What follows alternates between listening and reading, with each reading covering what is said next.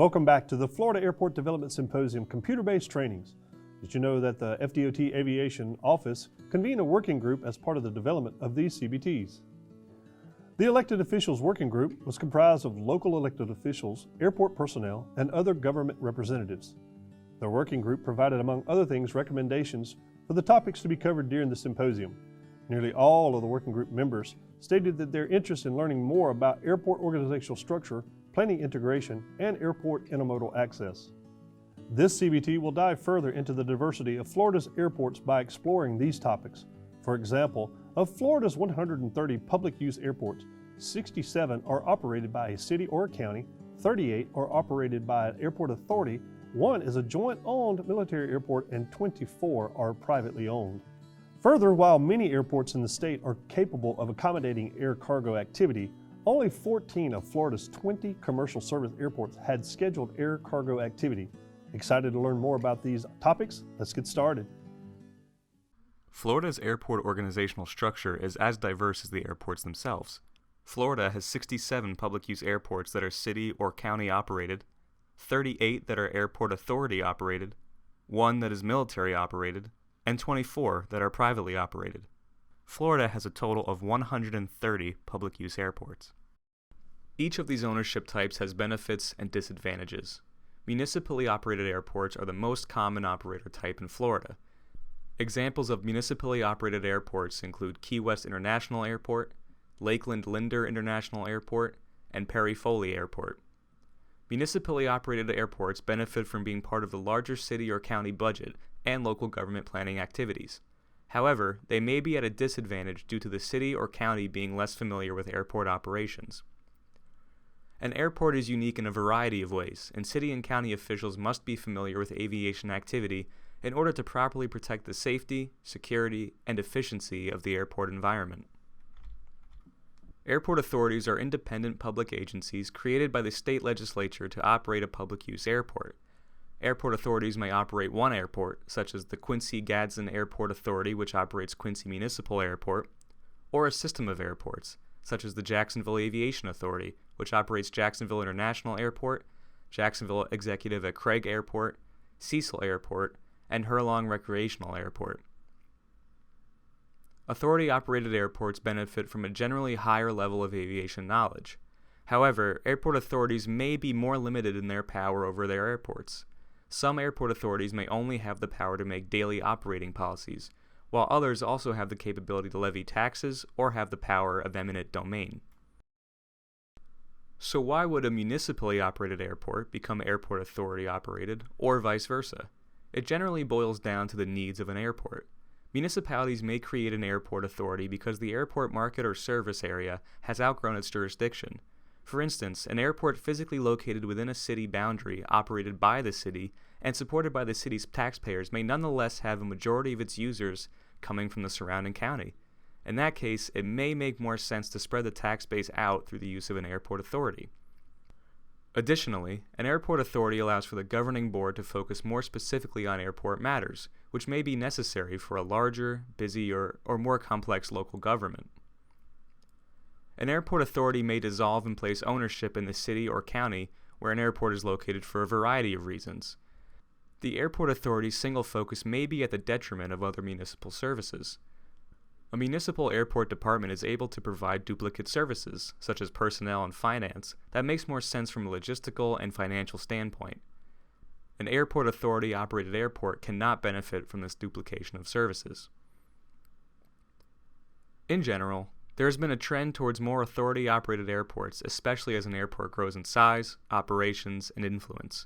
However, there remain enough benefits to a municipally operated airport that the decision to switch to an airport authority or vice versa should not be taken lightly. Airports are an integral part of the community and, as such, must also be part of the local planning efforts. Airports should always be considered in a municipality's local land use and/or comprehensive plan. This is important both for the municipality to plan for the airport's potential growth and expansion and to increase protection for airports and airspace from the encroachment of incompatible development. Airports are more frequently included and addressed in either the transportation element, future land use element, intergovernmental coordination element, or capital improvements element of the local land use and/or comprehensive plan. Airports also undergo state and federally mandated planning efforts, including airport layout plans and airport master plans. An ALP serves as a critical planning tool that depicts both existing facilities and planned development for an airport. An ALP shows boundaries and proposed additions to all areas owned and controlled by the airport for airport purposes, the location and nature of existing and proposed airport facilities, and the location of existing and proposed non-aviation areas and the improvements contained therein. An airport master plan is a broader planning document that provides the framework to guide future airport development that will meet existing and future aviation demands in a safe and cost-effective manner. Airports may also undergo additional planning efforts dependent on airport needs. For instance, airports hoping to target increased business development may create an airport business plan. An airport business plan helps an airport set specific goals and targets to attract businesses that will be compatible with current and future airport operations. Airports are a part of and help conduct public participation efforts. Both FDOT and the FAA encourage airports to conduct public participation as part of the master planning process. Typically, airport development encourages public participation, which local governments may also want to take advantage of. Airports are an important intermediary step in a trip. Typically, airport users access and depart an airport by either driving, using a rideshare service, or taking public transit. Supporting intermodal access at the airport is an important component of ensuring that the needs of the airport users are met. Most airports provide parking for individual or shared automobile trips to and from the airport. While parking can be a land-intensive resource, it is a crucial service to ensure access to the airport. At many airports, users may pay a fee in order to park and depart from the airport. Parking fees are an important revenue source for airports, but may also encourage users to use different forms of transportation to access the airport. Recently, rideshare services such as Uber and Lyft have grown in popularity. The infrastructure needed to support such rideshare services at an airport is minimal. Typically, users will be dropped off or picked up right in front of the terminal. Still, providing a designated space for users to get out of the vehicle is important for providing safe and efficient access to the airport. Finally, some airports may also have a bus or transit stop either in or close to the terminal. Depending on the type of transit, infrastructure needs may vary from minimal, like a bus stop and a street where a bus can safely navigate, to intense, like a designated transit track. Airports are also part of the intermodal system from a freight and cargo perspective. Florida's airports are a major access point for cargo both within and outside the country. In fact, Florida's airports are the largest gateway into the U.S. for Latin American air cargo. Air freight in Florida has a significant impact on the overall economy. The air freight industry facilitates economic activity via the services rendered to people and industries by enabling the movement of goods necessary to conduct economic pursuits. Transport, trade services, employment, and tax revenue all contribute to Florida's economy. There's a saying in the aviation industry, if you've only seen one airport, you've only seen one airport.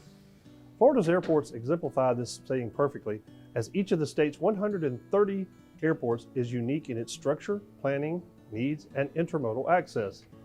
Maybe your local airport is owned by the very city or the county you work for, and you want to leverage this ownership structure to run the airport in the most efficient way possible, while still positioning the airport to attract businesses. Maybe your local airport is owned by an airport authority that has fairly autonomous power over day-to-day airport operations and development, but you want to be more involved to increase the development potential at the airport. Maybe your airport just underwent an ALP update and is eyeing capital improvements, or maybe your local community is going through a local comprehensive plan update and is wondering how best to include the airport in its planning efforts. Getting to know your local airport, how it's operated, what the plans are for its future development, and how your local community accesses the airport is important for best leveraging the airport as an asset to your local community.